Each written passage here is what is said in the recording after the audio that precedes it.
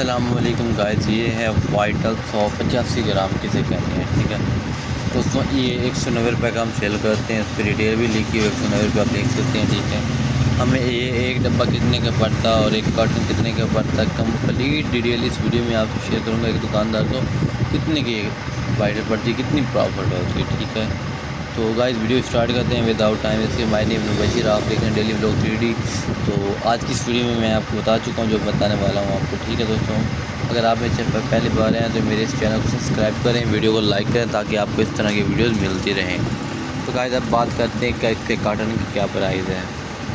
दोस्तों wholesale rate जो इसका कार्टन का रेट है 20,400 रुपये है, जिसमें 6 कापी होती है। कापी में 20 डब्बी होती है। ठीक है, वैसे तो 20,600 भी चलता है, 800 भी चलता है, जहाँ किसी का मन चढ़े वो बेच देते हैं। ठीक है, फ़िलहाल जो मुनासिब रेट है तो 20,400 रुपये इसका रेट है। एक कापी में 3400 रुपये की पड़ जाती है।